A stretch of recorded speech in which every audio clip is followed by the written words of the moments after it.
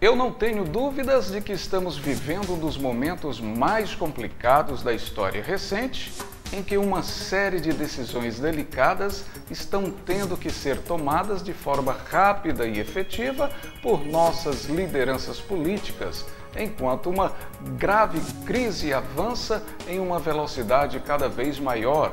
desafiando a nossa capacidade de dar a resposta correta no tempo certo. E um dos grandes dilemas que têm sido apontados pelos nossos tomadores de decisão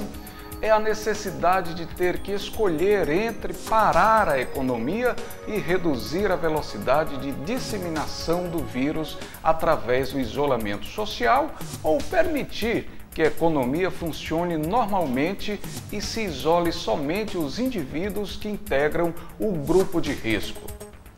Aqueles que defendem essa segunda opção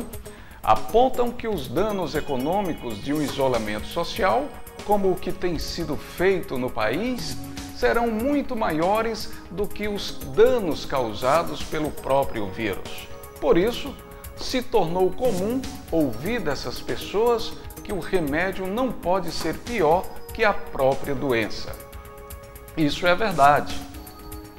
Mas o grande problema é que em outras partes do mundo, a doença provocada pelo novo coronavírus se mostrou infinitamente pior do que o remédio do isolamento social usado para combatê-la.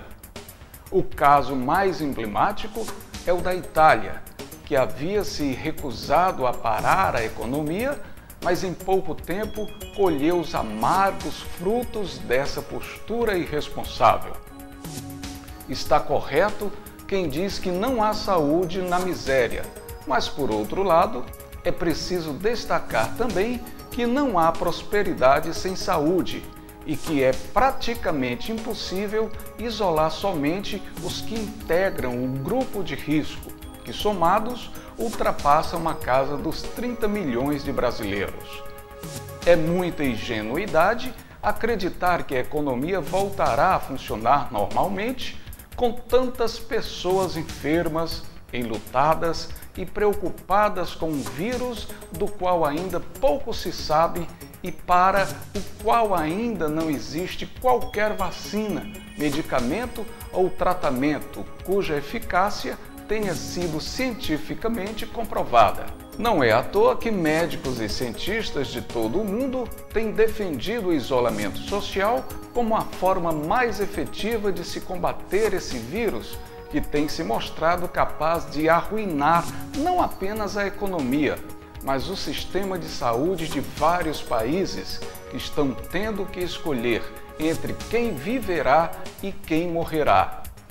É certo que não podemos ignorar a realidade de milhões de brasileiros que estão sendo prejudicados pela paralisação das atividades econômicas. Mas a solução para esse problema não está no fim do isolamento, mas sim na ajuda governamental que deve evitar que os mais vulneráveis passem fome. Em face de tantas dificuldades, e num tempo em que a união política se faz tão necessária, é de se lamentar que muitos tenham preferido apostar em divisões mesquinhas que só atrasam a urgente resposta que deve ser dada pelo país.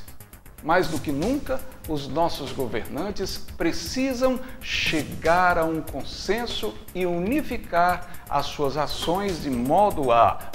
reunir as forças necessárias ao enfrentamento desse inimigo que é invisível, mas também é real. Um minuto com Sérgio Machado.